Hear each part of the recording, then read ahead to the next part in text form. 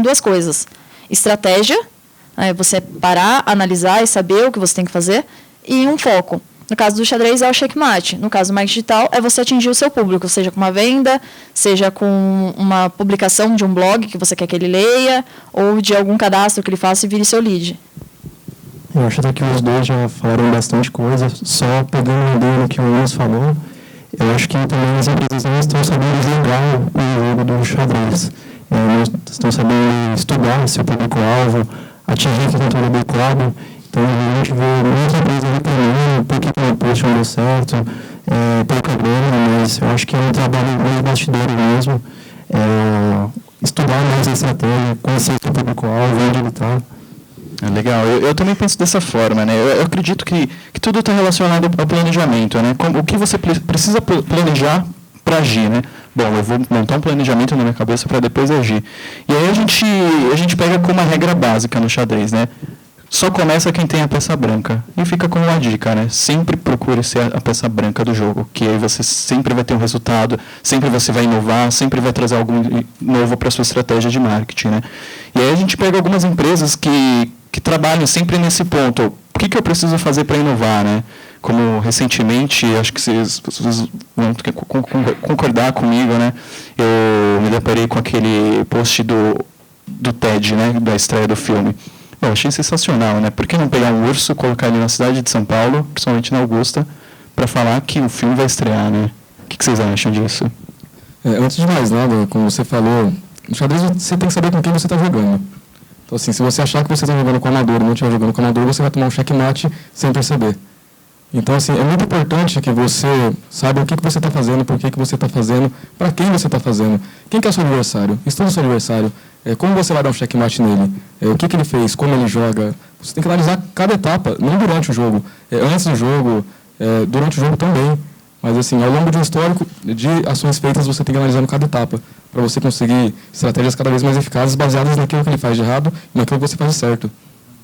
Pegando um gancho no exemplo do René, do filme Ted, eles sabem que o Ted ele é um urso geralmente é fofinho, mas o Ted é completamente contrário. Então, é um maluco que bebe, que fuma e faz tudo de errado. Eles escolheram os pontos mais loucos, entre aspas, de São Paulo. Por exemplo, o caso da Rua Augusta. Então, eles levaram até lá, eles sabiam quem era o público, eles conheciam muito bem o produto, que é o filme, e levaram para os pontos certos. Eles conheciam esse público deles, sabiam quem era o adversário dele. Só reforçando mais uma vez, nesse caso, eles conseguiram jogar um jogo da melhor forma, digamos. Estudaram bem o público e, no final, conseguiram dar o checkmate, que atingiu o público-alvo. Eu achei isso assim, sensacional, assim, o planejamento que eles fizeram do começo ao fim, né? Bom, o que é o TED e quem é o nosso público, né? Lembrando que, obviamente, o público da Universal é gigantesco, mas como que eles trabalharam nisso para atingir o público de forma assertiva, né? E aí eu até pego naquela questão do planejamento, né? Por onde começar a planejar, né? Bom, eu sei que para fazer uma jogada mestre eu preciso planejar isso, mas como? Como que a gente planeja, né? Que queria saber o que vocês têm a dizer sobre o planejamento, qual o primeiro ponto que a gente precisa trabalhar no planejamento? Eu trabalho da seguinte forma, eu gosto de analisar algumas coisas. Informação de mercado, público-alvo, onde que ele está situado, o que ele está falando, seus sentimentos.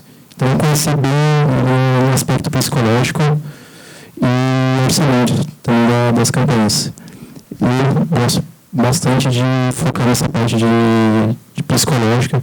Se você, de certa forma, você entender o público-alvo, você vai acabar atingindo com todo o mercado.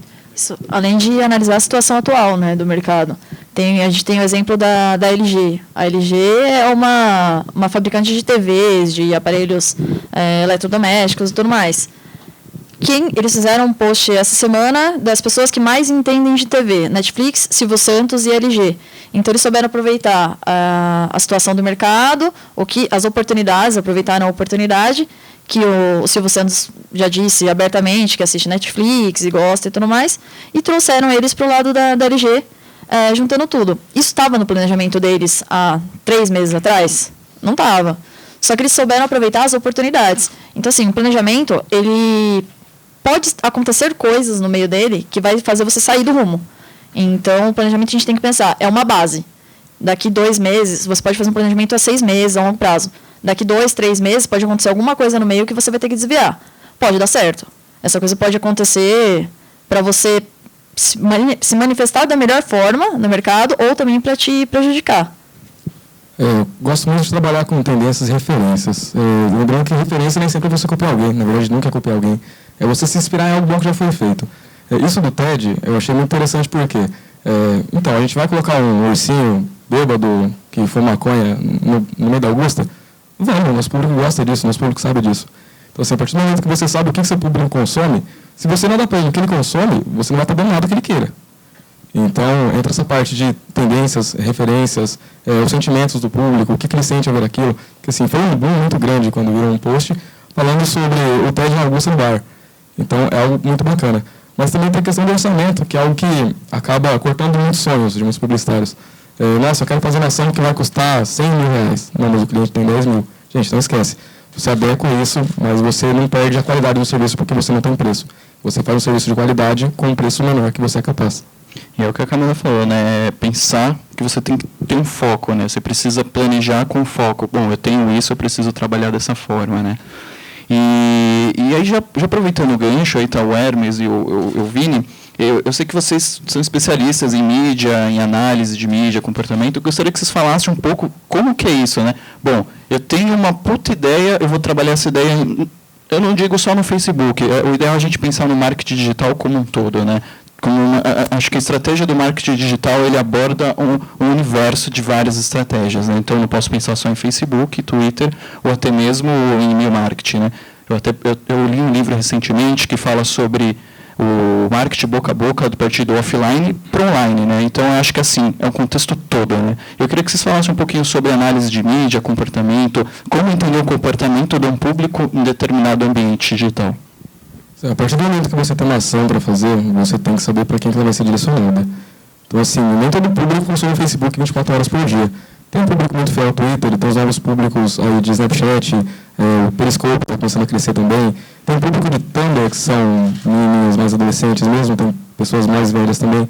Então, assim, se eu vou fazer algo direcionado para esse público, não tem por que eu colocar na mídia que ele não está consumindo. Então, o que você faz? Hoje em dia tem ferramentas tanto pagas quanto gratuitas que fornecem dados, fornecem informações que você sabe a idade do público, a renda desse público, o ticket médio de consumo na web, o tempo que eles passam consumindo mídia. Então, a partir disso, você consegue direcionar de forma específica. Se meu público está no Instagram, não tem por que eu ficar tentando forçar ele a migrar. Você tem que ir até o seu público ao invés de tentar fazer o contrário. Se não vai até montanha, não vai até não é.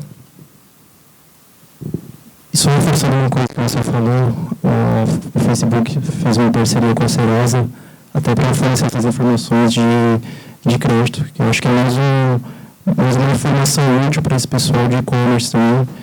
E como o Luiz falou, achou o seu público, achou a mídia, vai para cima, trabalha com conteúdo forte e não tem por que bater a cabeça em outro lugar.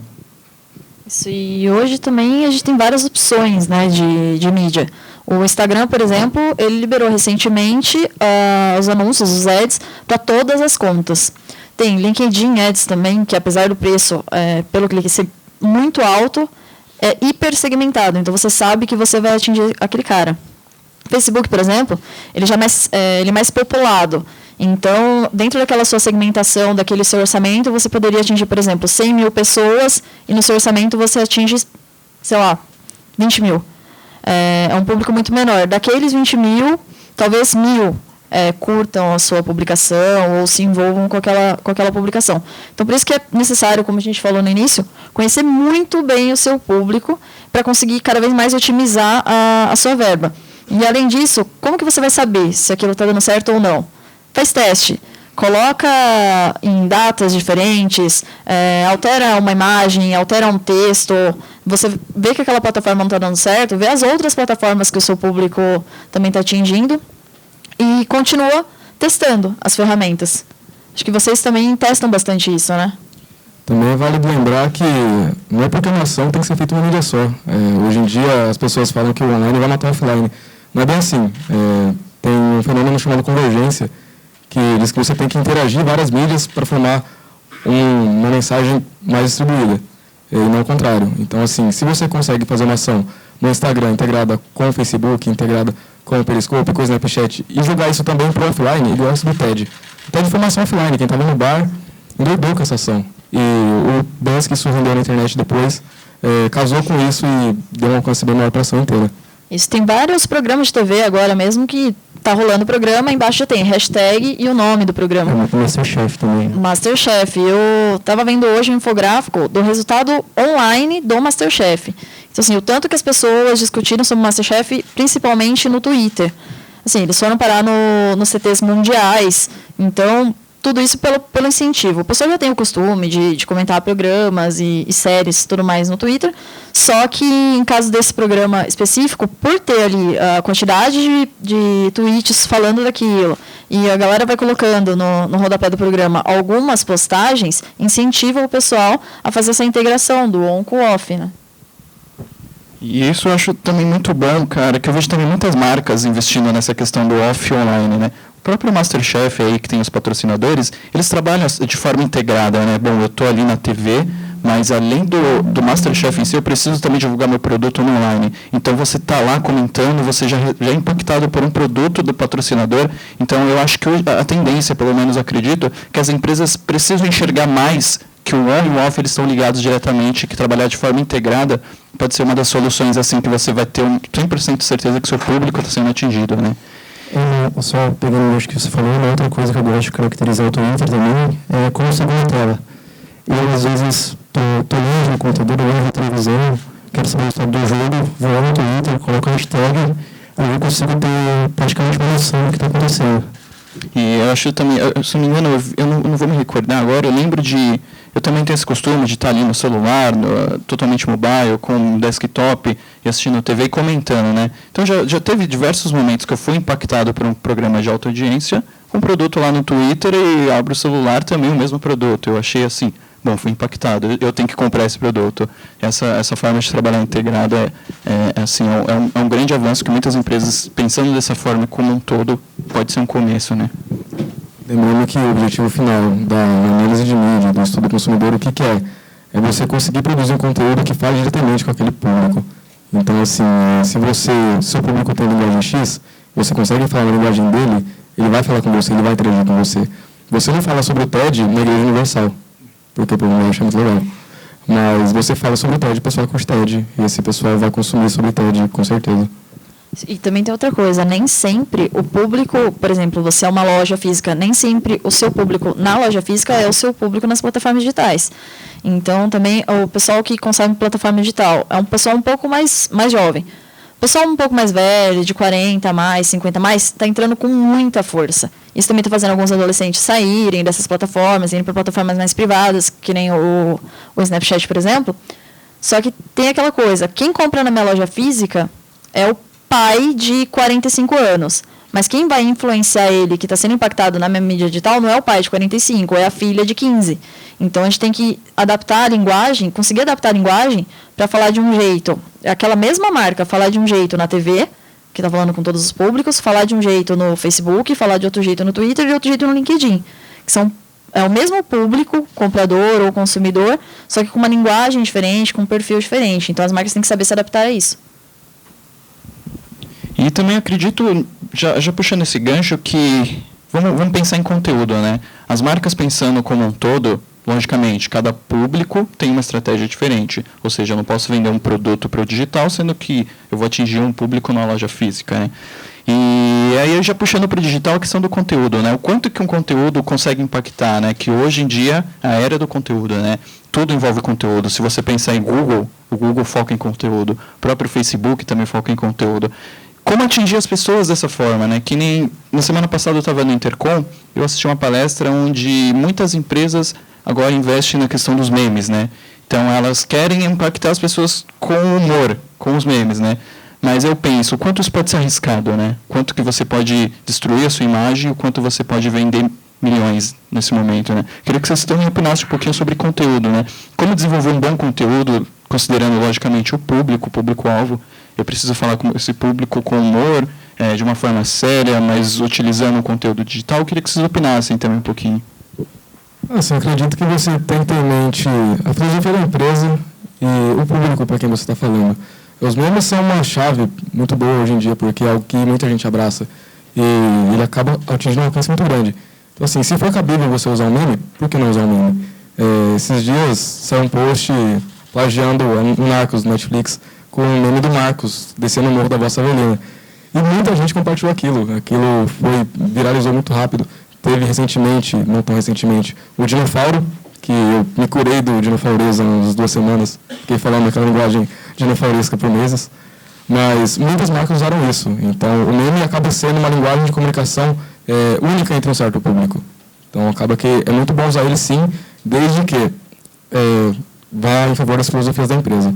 Se você usa um meme que é totalmente contrário à filosofia da sua empresa, não vale a pena usar. O público pode cair matando em cima.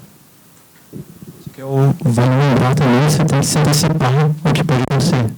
Tu pode postar um meme agora e de repente ver uma enxurrada de comentário negativo. Então, eu acho que tu não pode deixar levar pela onda e falar, vou fazer e acabou. Isso é verdade. Eu vejo muitas marcas que pensam dessa forma e acabam não destruindo, mas mostrando uma imagem muito negativa, né? Como eu acho que nas últimas semanas eu vi um vídeo, um meme, né, que falava sobre o prazo das inscrições e aí era um cara na balada lá, e aí quando eu falo que o prazo é estendido, ele começa a dançar, né? Mas isso foi muito negativo, porque era uma situação do tipo, eu preciso dessa inscrição para ter uma bolsa na faculdade. Ou seja, eles estão fazendo piada com uma coisa dessa. Então, acho que assim, você tem que pensar como o seu público vai ser impactado com essa sua mensagem, se for criativo, se tem um toque humorístico, né? E falando disso, que o Vini falou sobre se antecipar ao meme, o meme do Eita Giovanni, do Forninho. Eu não me recordo agora qual foi a marca, não lembro se foi o Ponto Frio ou alguma marca realmente de micro-ondas, que eles apostaram e falaram, isso vai viralizar. E fizeram o primeiro meme, assim, horas depois do vídeo começar a bombar. Então, você está sempre alerta ao que está rolando na internet e o que você acha que é potencial viralizar é essencial. E sem contar os cuidados também que muitas marcas precisam ter, né? Que nem aquele gato que ele está fazendo uma careta, eu não gosto dele. Mas poucas empresas sabem que esse gato recebe direitos autorais. Ou seja, se você trabalha com uma marca e fala, vou criar um meme com esse gato, você precisa pagar. E não só o gato, tem muitos memes que foram criados, assim, não foi proposital, lógico, mas que precisam pagar direitos autorais para você trabalhar com isso, né? Então, acho que na questão de trabalhar memes, junto com o conteúdo, precisa ter muito aquele cuidado de como eu vou impactar realmente meu público, né? E também a questão de saber diferenciar o que é um meme, o que é um viral e o que é um persona, né? Eu acho que isso é fundamental de se pensar. Eu queria saber que vocês tenham a pensar sobre personagem, sobre viral e puxando um pouquinho do meme, né? Só um pouquinho, você falou sobre os memes. Muita gente pensa que os memes eles alcançam a internet inteira. Tem os memes que são um pouco mais específicos. Há alguns anos teve Itaú que pegou um vídeo de um bebezinho rasgando um papel e utilizou animação para falar que agora o Itaú tinha fatura digital. Então você não ia mais gastar papel com isso. Qual que foi o intuito de usar esse bebê? Não estava na internet inteira, a internet não estava com esse boom que está hoje. Só que tinha muitas pessoas, mães mandando para outras mães, pais vendo isso. Então eles falaram, bom, a gente precisa falar para pais, então a gente vai utilizar isso para falar sobre a dancinha que o René falou do Ministério da Educação, depois vocês cobrem ele para ele fazer a dança, porque ele sabe. Então, falando de memes e personagens e tudo mais, assim, a gente tem casos muito bons de marcas que usam personagens, por exemplo, o Pinguim do Ponto Frio. Todo mundo que acessa bastante Twitter provavelmente já viu algum caso do Pinguim, ou até mesmo pelo Facebook, o pessoal printa bastante os casos do Twitter do Pinguim e repassam. É um caso bem feito. Eles conseguem interagir, eles baixaram um pinguim ali, dão um bom dia, colocando foto no pinguim, na hora do almoço, pinguim comendo peixe. Então, eles realmente identificaram aquela marca. No caso, tem um caso um pouco menor de uma casa noturna sertaneja. O personagem deles é uma vaca. Sim, foi um desastre, porque era uma vaca, o pessoal achava que vaca tem um certo lado pejorativo. Então, algumas pessoas estavam achando que estavam usando pelo lado pejorativo e tudo mais, e eles tiveram que mudar a estratégia. Então, naquele caso que a gente falou, a estratégia ela não dura para sempre. Você tem que, às vezes, desviar o caminho. E Tem alguns casos de postagens também muito bem feitas, que não são de personagens de fato, por exemplo, da Netflix. Eles têm um conteúdo e uma interação tão bacana com o pessoal que te chama para você querer ver mais. Então, tem muitas páginas por aí que o conteúdo, você pode nem consumir aquele conteúdo naquele momento. Você pode não estar interessado naquele conteúdo naquele momento. Mas ele é tão interessante e te atinge tanto que você fala, vou curtir para saber mais, ver qual que é a próxima. E já engajando isso aí, né, eu penso, você cria um persona com aquele propósito, vai dar muito certo. Logicamente, para você criar um persona, tem um tempo muito longo de você... Bom, o persona ele não vai dar certo em um mês.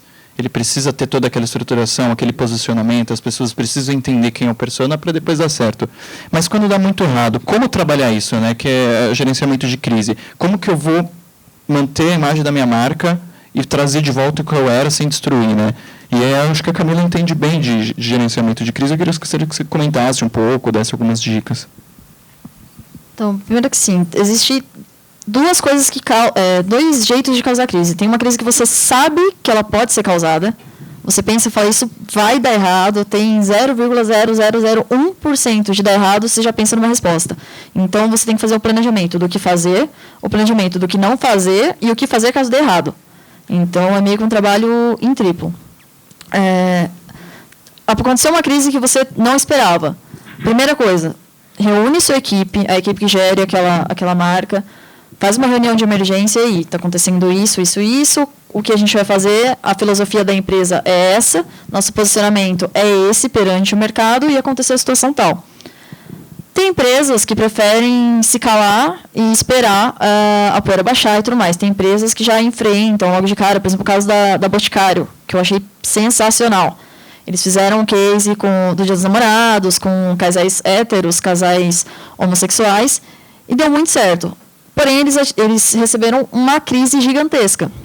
Qual foi o posicionamento da empresa? Eles não deram um passo para trás. Eles falaram, esse é o nosso posicionamento e é isso que a gente quer mostrar, é isso que a gente vai fazer. Esse foi um caso maravilhoso de gerenciamento de crise. Eles aguentaram a bomba, a equipe deles...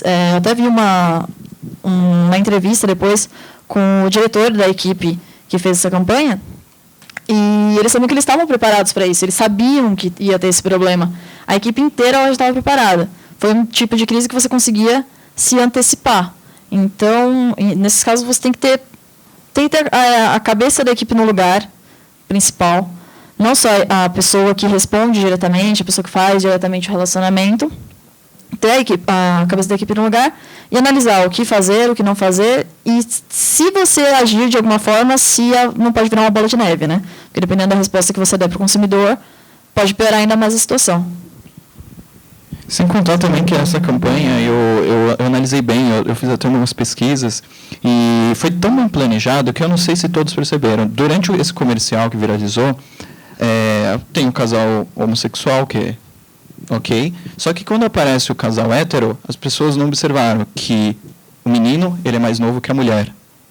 Então, tem esse choque, ou seja, eles planejaram de uma forma que eles pensaram assim, bom, a gente vai se defender de todas as maneiras, ou seja, foi tudo muito bem planejado, né? Que entra na questão que a gente mencionou no início, né? Que um bom jogo ele precisa ser pensado, ele precisa ser planejado, né? A sua estratégia ela não pode ser jogada, você não pode dar um passo sem saber qual é o segundo passo, né? Eu até, essa parte que tu comentou da empresa, eu achei bem arriscado de manter o pensamento firme, e tem algumas outras empresas que pecam e não sabem onde partir, onde dar o start. Acho que a primeira coisa é ver onde está acontecendo a banda, ver aqui no Facebook, então parou tudo, vamos bater um momento para a equipe e se errar, assuma. Acho que é um trabalho que agir com clareza nessa hora e trabalhar com conteúdo bom. Isso que você falou, vamos treinar a equipe. Tem muitos casos de empresas muito grandes que não é um social media que responde os relacionamentos, né? Eles têm uma equipe de pessoas que respondem. E talvez uma pessoa mal treinada pode acabar com a imagem da sua marca. Tem um caso de uma empresa de roupas, já faz uns 2 anos isso, uma pessoa do saque deles respondeu assim, uma resposta colocando no chinelo o usuário, o super grosso, né? Usou muita grosseria, e isso acabou com a marca da empresa. Eles tiveram até que tirar a página do ar por algum tempo para se reestabilizar e voltarem. Então, saindo um pouco tipo, de questões estratégicas só de conteúdo, a estratégia também de treinar a equipe, que nem o Vinícius falou. Acaba que uma crise é um aumento de cheque no jogo. Você tem a opção de seguir com o jogo, pensar numa estratégia para sair daquele cheque, ou você se dá por vencido. Um problema muito grande que acontece é que, já em base de neves, em discussões, a marca vai lá dar uma resposta feia. A internet, o bom e ruim dela é que ela não tem público fiel. Um dia eu estou, sei lá, assistindo Netflix, no outro dia eu estou assistindo Popcorn, no outro dia eu estou... Deixa pra lá. Mas a internet não tem público fiel, então o público vai acabar esquecendo uma hora ou outra. Mas você não pode ir dando razões para ficar com ódio. Quanto mais você cultivar o ódio do seu público, mais você vai criar um público que vai falar para outros públicos que você não é um cara legal, que você não é uma marca legal, que você não oferece nem uma boa filosofia, nem um bom produto, e talvez você ofereça um bom produto que seja mal comunicado e as pessoas fiquem com raiva da sua marca por uma coisa que poderia ter sido evitada se tivesse sido planejada antes. E só pegando também esse gancho, vamos puxar um pouquinho para o lado do monitoramento, né? Às vezes as pessoas estão falando mal da sua marca e você nem sabe, né? E aí entra aquela equipe de saber o que está acontecendo, o que as pessoas estão falando da sua marca. Bom, o que eu preciso fazer para monitorar e cuidar desse problema aqui, ou se não encontrar uma oportunidade aqui, né? Que nem o caso do, se não me engano, da Ford, né? Que eles fizeram um evento da feira automotiva, né? E eles mobilizaram uma puta equipe de monitoramento com atendimento e conteúdo. Enquanto a galera do monitoramento estava sabendo o que as pessoas falavam do evento, eles trabalhavam o conteúdo com base nas informações que eles traziam, se a galera falasse mal ou bem, e a partir daquilo eles atendiam essa galera e já, bom, isso aqui é uma oportunidade de conteúdo, vamos jogar. Então acho que trabalhar dessa forma, né? Bom, eu tenho o monitoramento, eu sei que as pessoas estão falando bem ou mal, mas eu tenho uma oportunidade, né? Eu acho que o Vini também entende bem de monitoramento, ele conhece até algumas ferramentas, queria que você falasse um pouquinho.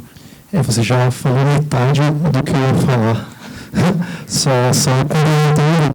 É interessante também tu pegar o que é uma base disso, de todas essas informações, do passado, do que você está monitorando agora, que isso acaba virando um BI depois. Você tem dados para comparar períodos, meses. Então, só complementando mesmo o que tu falou. E você fazendo um monitoramento bem feito, você consegue ver também o que as pessoas estão falando dos seus concorrentes. Então, se, por exemplo, eu tenho uma marca de um e-commerce de eletrodomésticos e vejo que no meu concorrente estão pedindo muito alguma máquina de lavar, por que não anunciar uma máquina de lavar em promoção? Então, não é só monitorar a sua marca, mas também os seus concorrentes, para saber as oportunidades. O monitoramento faz aquela função de olho de Sauron na internet, sabe? Tipo, fica de olho em tudo, vendo tudo que está acontecendo. Isso é bom também para evitar crises, também para criar oportunidades. O monitoramento nada mais é do que você saber o que está acontecendo com a sua marca, saber o que está acontecendo com o seu mercado. Então, assim, quanto mais você tiver de olho, mais você vai ter tendências, mais você vai ter oportunidades de ação e time de ação também. Isso, e fazendo monitoramento você consegue ver o que as pessoas estão falando bem e o que as pessoas estão falando mal da sua marca. Hoje em dia é muito mais fácil as pessoas falarem mal do que falarem bem. Porque geralmente se você é bem atendido, você fala, legal, foi bem atendido. Acabou. Porque é o que se espera. Mas se você é mal atendido, as pessoas caem em cima da sua marca. Então, é bom acompanhar esse monitoramento e não fazer esse monitoramento uma vez por semana. Ter um negócio real time. Porque se a pessoa está falando bem, aproveita, você já tem esse cliente na sua mão, aproveita, conduz ele, se relaciona bem com ele. Agora, se ele está falando mal, tenta resolver na hora. Porque se você tentar resolver daqui 2 horas, 2, 3 horas, os amigos podem ter compartilhado, as pessoas podem ter printado, podem ter mandado para outro lugar, e aí pode acontecer um desastre por você não ter acompanhado aquilo ali no momento certo, full time. E até pegando o gancho do que o René falou no começo, de estar monitorando tudo, agora estou lembrando um case assim, legal, foi uns 4 anos atrás. Eu tive um problema com o Bradesco, não era qualquer, se eu não tinha perdido o cartão, enfim. Eu não conseguia acessar a minha conta, eu falei, vou lá no Facebook, no Twitter, vou lá. Em 10 minutos, eles me responderam, o gerente de conta, se eu não me engano, entrou em contato comigo, não veio problema, questão de meia hora eu já estava com a solução. Então, é mesmo mas o que é legal de você estar monitorando tudo aqui no lugar. Legal. Bom, gente, já para a gente começar a encerrar, a gente vai bater um papo com vocês ainda também. A Camila mencionou a questão das pessoas gostarem ou não de determinada coisa, e hoje, se não me engano, a gente leu no Facebook, ele estava numa transmissão ao vivo falando sobre o botão dislike, né? Que é aquela opção de, não curtir. E aí eu pensei, qual bom que isso pode trazer para as marcas, principalmente para as páginas. Bom, se eu criar um conteúdo e a maioria não curtir, o que isso pode gerar de impacto para a minha marca, né, para a minha página? O que vocês acham? O YouTube já tem o botão eu gostei, e isso serve para você ver o que você está fazendo de errado também. Se tem muita gente não gostando de algo, o que você fez de errado? Assim, você tem que aceitar as críticas construtivas e as destrutivas também. Acontece que na internet muita gente quer destruir muita gente, o povo na internet tem ódio da vida. Eu, por exemplo, se tivesse o dislike, a câmera está ferrada. Mas é muito importante você saber o que está acontecendo de errado também, porque se não tem problema, é porque tem problema muito bem escondido. Então eu acredito que caso venha o dislike, apesar da zoeira reinar no Brasil, ele vai ser bem-vindo também. Para os perfis pessoais, eu acho que não vai ter um impacto muito grande. Porque, que nem se posta, meu cachorrinho morreu, uma pessoa curte isso. Não é uma coisa muito legal. Mas para marcas, que nem o Emerson falou, vai ser mais um filtro, né? Vai ser a mesma forma de insight. Também. Ter referência se aquilo está dando certo ou não. Isso, porque de insight, para saber se uma pessoa não está curtindo aquela publicação e tudo mais, tem o descurtir página, descurtir publicação, mas poucas pessoas usam aquilo. Tem gente que nem sabe que aquilo existe. Então, com essa ferramenta, vai ser um filtro muito maior para a gente saber se está dando certo, se não está. Bom, gente, é isso aí. Eu vou resumir um pouquinho aí do que eu acho que é o marketing aí, brincando com xadrez, que eu sou jogador. Quando eu era novo, eu participei até de campeonato, mas faz tempo. E aí eu penso dessa forma, eu preciso planejar muito bem, eu preciso bolar uma ideia de como chegar no rei. Então, eu acho que, mercadologicamente falando, a gente tem que pensar dessa forma, né? As pessoas que trabalham com mídias sociais, elas precisam ter um pensamento aberto de um todo, né? De um contexto geral. Como a gente falou, do offline para online, qual a estratégia que eu vou utilizar para atingir o meu público-alvo, o que eu preciso fazer, como que eu vou chegar até o meu público de forma assertiva, né? E pensar sempre também nos concorrentes, né? Que o jogo de xadrez você não joga sozinho, você joga com outras pessoas, e principalmente é o concorrente da marca que você trabalha, que você cuida e que precisa aí vender, que é o foco, né? Bom, gente, pegando as palavras do René, é muito importante, novamente, você saber contra quem você está jogando. Você não está jogando apenas contra marcas, às vezes, você está jogando contra um mercado que você ainda não explorou. Se você quer lançar um produto novo, como você vai lançar um produto novo? E se seu produto novo, sei lá, for radioativo e matar os cachorros, o que você vai fazer? Então, antes disso, você tem que ter uma estratégia prévia montada, você tem que saber como você vai interagir, como você vai comunicar tudo isso, porque uma palavra mal falada é uma crise gigantesca. As pessoas interpretam as coisas com uma ambiguidade tão fácil que você fala, nossa, era impossível, não é possível. Na internet tudo é possível, na internet é só a internet. Isso, fazendo essa alusão ao xadrez, xadrez você joga um de cada vez. Então, você faz uma jogada esperando o seu adversário, no caso, o cliente ou seus concorrentes, fazerem outra para você saber que passo você tomar. Por mais que você já tenha mais ou menos planejado na sua cabeça. Marketing digital é a mesma coisa. Você tem que agir já esperando uma resposta do seu adversário, mas caso ele responda de um jeito diferente, você saber para onde você direcionar. Você tem todas as peças na mão, você tem que saber onde encaixar cada peça, que jogada fazer, qual o momento certo de atingir cada coisa para dar o checkmate, que é o passo final do jogo. Às vezes também não está jogando só contra o teu concorrente, está jogando contra todo mundo, contra os haters. Então, vale destacar a importância de você ter uma visão macro do seu objetivo, do seu negócio. Eu acho que vocês já explicaram bem. Legal, gente. Mais uma vez eu gostaria de agradecer a presença de todo mundo aqui que teve essa paciência de acompanhar o bate-papo. E a gente agora quer ouvir vocês também, opiniões, se vocês têm alguma dúvida. E de verdade, a gente espera ter contribuído com alguma informação que ajudem vocês aí nesse xadrez do mercado, né? Que diariamente a gente está aí lutando e jogando sempre, né? E mais uma vez, muito obrigado, gente.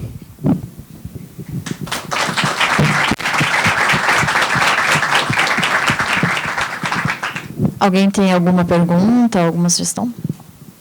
Queria saber, na verdade, a opinião de vocês sobre a proposta do Burger King para o McDonald's, de criar o sanduíche, e da resposta do McDonald's. O que vocês acharam? Então, Como eles lidaram com é até uma coisa que a gente discutiu entre a gente, o pessoal, o nosso grupo do mídia.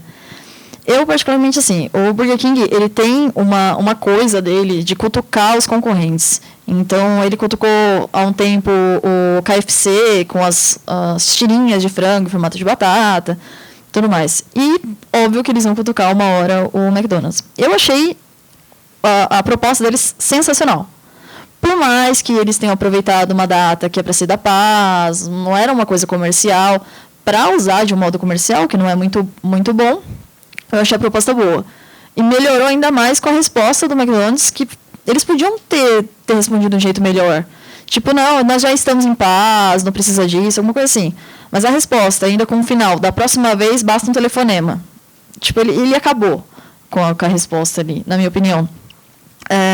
E nisso deu abertura para outras marcas virem também. No Brasil teve girafas. Então o Burger King falou, você não quer participar? Tudo bem, eu abro para as outras. Abriu para as outras marcas, dia 21 de setembro vai rolar o Dia da Paz com girafas representando o mercado brasileiro. Assim, a proposta do Burger King eu achei sensacional. Do McDonald's de um tiro no pé. Eles podiam ter não aceitado, mas tratado de um jeito diferente. Na verdade, eu achei que foi um cheque maravilhoso que o Burger King colocou no McDonald's. O McDonald's respondendo de forma ruim ia ser bom para o Burger King.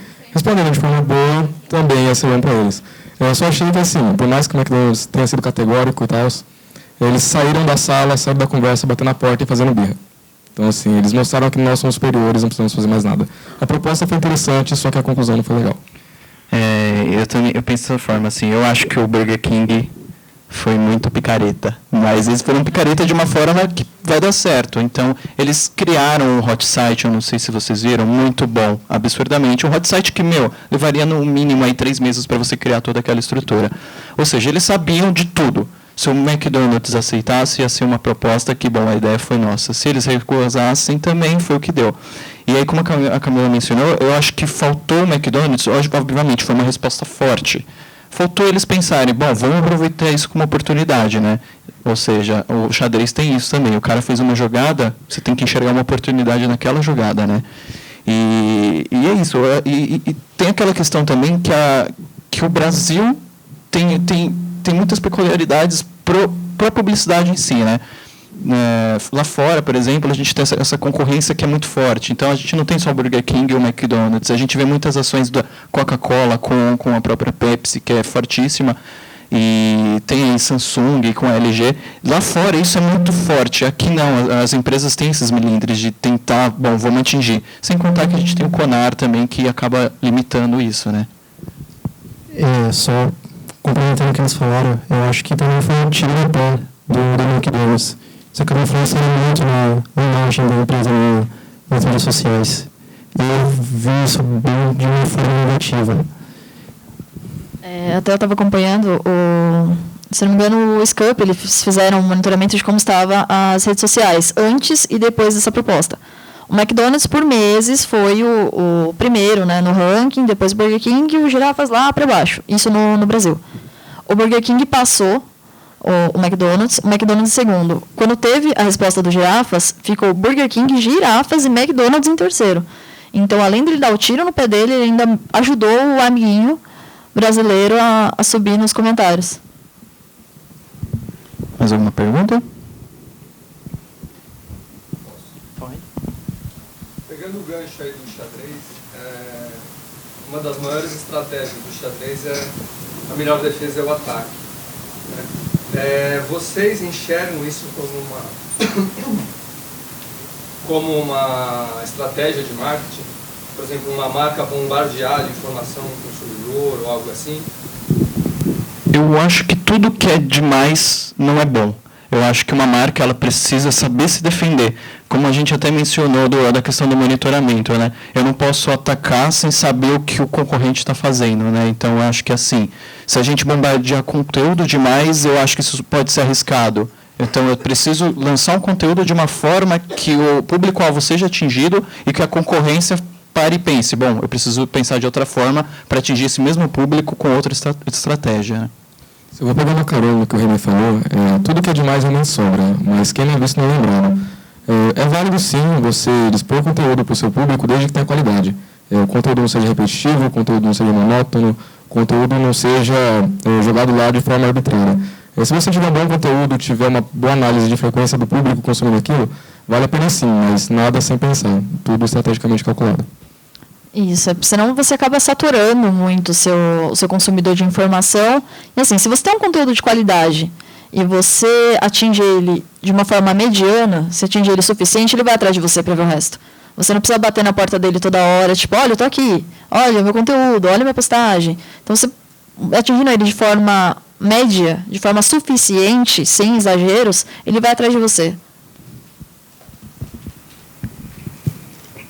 Em relação a como que vai ser o consumidor recebendo tanto conteúdo, assim, porque cada vez mais está aumentando essa demanda, cada vez mais marcas surgindo, marcas novas entrando. Como que vai ser esse colocamento? Eu acho que essa briga vai continuar a aumentar, porque você está ali, você vê conteúdo do seu amigo, da sua marca. Eu acho que isso tende a aumentar. Acredito que o Facebook deve ter alguma carta na manga no algoritmo de saber priorizar, mas acredito que hoje, daqui para frente, o que for bom vai ser bem mais visto. Então, você tem um post, ele é importante para você, ele é importante para os seus amigos, ele tem uma boa produção, ele vai aparecer. Então, o Facebook recentemente ele mudou alguns algoritmos e as postagens dos seus amigos, eles aparecem na frente das postagens das empresas. E você pode também escolher, não quero ver essa publicação. Por quê?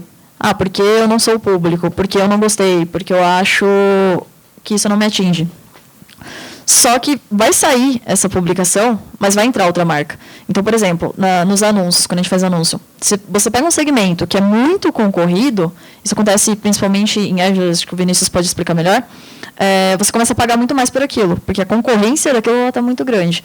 Então, só que assim, o usuário também, o internauta, ele está muito mais exigente com o que ele quer ver. Então, ele consegue separar um pouco mais do que eu quero ver mais disso e menos daquilo. Eu gosto muito da competitividade, só um pouquinho, desculpa, porque ela faz você evoluindo. Se você não evoluir, você cai. E o que isso faz? Conteúdo cada vez melhor. E também faz você lembrar das outras mídias. Você não precisa focar tudo numa mídia só. O mercado está cheio de mídias, está cheio de novas mídias a serem criadas, e você pode explorar cada um desses ambientes para conseguir atingir seu público. Será que o botão dislike não seria essa carta na manga do Facebook? Porque o que a gente vê em muitos consumidores é que eles não gostaram daquilo, eles ignoraram aquilo, mas eles não têm o trabalho de ir lá na timeline dele e falar, eu não gostei, eu não quero mais ver isso. A mesmo seja muito ruim. Agora, o dislike é mais fácil. Assim como eu posso curtir, não gostei, odiei, quero dar o dislike. Será que não é essa carta na manga e vai atrapalhar muito? Realmente, eu posso dizer que eu não sei. Porque, assim, o Facebook, os algoritmos dele já fazem isso. Ele tem aquela questão das afinidades, né? Ou seja, um conteúdo ele vai aparecer para determinada pessoa se aquele grau de afinidade estiver relacionado, entendeu? Então, eu não sei realmente qual é o intuito desse dislike. Talvez seja para mensurar o quanto as pessoas estão mais interessadas em um conteúdo ou outro, ou se não, de repente, essa pessoa está sendo impactada pelo conteúdo errado, entendeu? Eu acho que, assim, vale a pena, de repente, assim que subir essa proposta do Facebook, um estudo de verdade, para você entender qual o propósito disso realmente, né? Que se a gente pensar também em outras plataformas, o próprio Google, as pessoas têm essa possibilidade de falar o quanto uma página é boa e o quanto é ruim, que é aquela que você vota na página, né? Então, eu acho que assim, o Facebook ele já faz isso, mas talvez acho que tem alguma outra carta na manga para eles lançarem essa ferramenta, mas é uma possibilidade.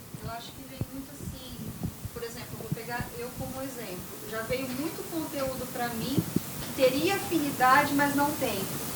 Por amigos. Então, eu tenho um amigo que tem gostos muito diferentes e vê esse conteúdo pra mim porque ele é meu amigo e eu não estou interessada nesse conteúdo. Eu acho que é essa tentativa. Então, eu vejo muito amigo. Eu saio do Facebook porque aparece muita coisa que eu não gosto lá. Uhum. Então, mesmo com o algoritmo, o Facebook não consegue filtrar essa questão ainda. Eu acho que botando dislike, será que não seria isso? Assim, o Facebook ele tenta fazer você ficar lá o maior tempo possível. Então, assim, ele vai te bombardear com conteúdos, com certeza. O botão dislike, ele serviria principalmente para mostrar que, assim, aquilo não está sendo legal. É claro que muita gente vai zoar, muita gente vai dar dislike só de sacanagem. Só que também o brasileiro é um povo competitivo. Não, está melhor do que está ruim, então vamos dar like. Vamos competir like com dislike. Vai virar aquele loop infinito de gente dando like, dislike. Mas também é bom para você saber, nossa, eu acho que meu público gosta de post com layout em Comic Sans degradê. Aí você faz um post assim, o público não gosta, você aprende que o público não gosta de Comic Sans degradê. Isso, e o Facebook ele anunciou que ele vai implementar isso, ainda vai para teste, provavelmente nos Estados Unidos primeiro, para depois eles liberarem. A explicação do Zuckerberg, pela notícia que eu estava vendo, é que muitas pessoas pediram, então eles viram que tinha uma necessidade. Óbvio que não é isso. Eles não vão fazer alguma coisa porque, tipo, as pessoas estão pedindo. Não é assim. Pode fazer sentido. O que você falou faz um certo sentido, mas também entra naquilo que o Hermes falou. O pessoal vai dar dislike por dar. Só por ser pilantra de ir lá e falar, não quero essa publicação. Pode fazer algum sentido. A gente pode descobrir isso daqui a alguns meses, para ver o que vai rolar. Vocês acreditam que isso, na verdade, poderia ser uma forma contrária? Eles poderiam considerar que o dislike também é um engajamento e aparecer mais anúncios para aquela pessoa daquela página? Quer falar? Eu acho que assim, daquela página não, porque o cara já está falando que ele não quer ver aquilo. Então o Facebook pode, entra mais ou menos no que ela tinha perguntado. O Facebook pode entender assim, o cara não está querendo ver esse anúncio da geladeira, então vou mostrar o anúncio para ele de batedeira, por exemplo. Ele pode entender isso, mas, de novo, entra no que ele tinha falado. Às vezes os dislikes são por pilantragens, então não vai ter como medir isso de uma forma correta. Mas o YouTube já faz isso, né? E sempre o gostei ganha quando é por pilantragem. Eu acho que assim, para o Facebook, o Facebook ele faz isso, mas você vê que é bem diferente a lógica que o Facebook tem. Ao meu ver, eu acredito que essa lógica do Facebook de ter o dislike, o Google, por exemplo, quando uma página está muito ruim, ele vai lá para a página e fala, você precisa melhorar isso daqui. Eu acho que isso aí vai ajudar muitas páginas a falar, bom, seu conteúdo não está bom, você precisa melhorar isso daqui. Eu acho que isso vai influenciar mais as páginas do que os usuários que estão presentes realmente. E no Facebook, só para você ter uma ideia, você está vendo um vídeo, você, sei lá, está rolando sua timeline, tu foi impactado com um vídeo na marca, se você rola mais rápido, ele já entende que aquilo não é relevante para você. Ele já está trabalhando dessa forma. Isso, ele calcula, não sei te dizer exatamente qual o tempo, mas ele calcula que você foi impactado por aquilo se você está X segundos em cima daquela publicação. Então, se você rodou, que nem o Vinícius São falou... frações de segundo, eu não sei o número exato. Acho que o dislike pode ser uma ideia de tentar fazer uma faxina também, né? Melhoria de conteúdo, já que o cara postou uma coisa que desagradou muita gente não curtiu aquele conteúdo, ao invés de chover aquele monte de comentários pejorativos, etc., pode acabar influenciando que aquela empresa ou aquela pessoa melhore as suas postagens no futuro. Então, pode ser uma ideia de tentar fazer uma faxina na rede social também. Eu acho que tem tudo a ver, sim, mas eu ainda acredito que precisa muito ser estudado, isso analisado, porque pode optar pelo lado da faxina, logicamente, do Facebook falar, melhora seu conteúdo, não tá bom, ou realmente do Facebook falar, seu público não é isso aí, cara, ou seja, pessoas vão gostar e pessoas vão gostar, assim, depende muito. Eu acho que merece um estudo, depois que essa ferramenta subir, e entender melhor. Vocês acreditam que existe alguma forma de recuperar o engajamento de uma página que perdeu engajamento do público? Sei lá, por exemplo, dizem que a média hoje é de 3%, né, de entrega no orgânico. Só que eu já ouvi falar aqui que tem páginas que conseguem atingir 15% na entrega do orgânico, tem outras que alcançam 1%. Isso é de acordo com se está tendo interação ou não. A página, por exemplo, que hoje em dia tem 1%, vocês acreditam que existe alguma forma de poder recuperar, voltar para os 3%, 4%? Então, cara, isso é uma questão de teste, não tem uma regra. Antigamente isso era um pouco válido na minha, mas hoje é uma questão de teste. Se você viu que com um post por dia está dando certo, continua. Se com 2 posts por financiamento dando certo, continua. Não tem uma regra, infelizmente. Gostaria de esclarecer uma coisa. Aonde você vê numa página do Google que ela está sendo bem vista, que o Google está mais recomendando? Uma homepage. Na verdade, o Google ele tem muitas ferramentas que fazem isso, né? Geralmente, especialistas em SEO já fazem esse trabalho, né? Ou seja, se sua página ela não está bem posicionada, ele tem ferramentas que conseguem mensurar isso, né? E tem também toda aquela questão das palavras-chave, toda a estruturação. E me recordo da ferramenta que o Google utiliza para mensurar isso, é um relatório que ele traz com todos os... Ou você tem o Page Speed que te mostra o que não está bom no seu site, ou você tem o Page Rank que mostra como suas páginas estão posicionadas. Aí você tem os SEMrush da vida, que vão te dar detalhamento de palavra-chave. Tudo isso, você não pode falar, eu vou usar só um. É um conjunto de coisas, é um conjunto de fatores que você vai trabalhando em conjunto e, através disso, você vai vendo o que está bom, o que não está bom. Meu site é rápido, meu site está muito pesado. Aí você vai trabalhando conteúdo. Meu conteúdo está se posicionando bem, meu conteúdo é único, eu estou copiando meu conteúdo. São muitos fatores que vão melhorando as páginas, que vão fazendo você ter resultados melhores. Nunca é uma coisa só. Você tem que ter uma ação em conjunta para tudo. E o bom é que o Google, querendo ou não, ele não é um monstro. Ele está lá para te ajudar a melhorar a sua página. Então, ele fala o que está bom e o que não está bom. Sem contar que ele sempre traz algumas atualizações que falam, faz isso daqui que sua página pode melhorar o posicionamento. Como hoje em dia ele fala que o que ajuda a sua página a ter um bom posicionamento, uma qualidade boa, é o conteúdo de qualidade. Fala, sua página não pode ter conteúdo repetitivo, não pode ter conteúdo duplicado. E se você estiver trabalhando numa página de forma como o Google indica, com certeza eu acho que melhora o posicionamento. Sim. Só concluindo o que você tinha perguntado, que o Vinícius falou de questão de teste, não é só teste por exemplo, as datas que você vai usar, mas também o tipo de conteúdo. Se você vê que o seu conteúdo, por exemplo, de humor, está dando muito certo, lógico que você não vai usar só isso, mas tenta colocar um toquezinho de humor e tal nas suas publicações. Só para a gente encerrar, pode só concluir a pergunta.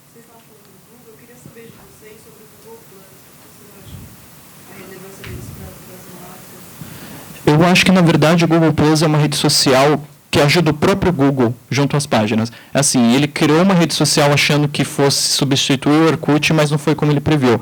Então, ou seja, o Google usa essa ferramenta para pensar em estratégias de SEO. Tanto que uma página ela é bem posicionada se ela também trabalha um conteúdo no Google Plus, né? Então, eu até aconselho sempre uma marca a trabalhar o Google Plus. Eu acho que o Google Plus nada mais é do que o Google fazendo o que o Smith faz. Ele pega o filho dele e joga para todos os filmes.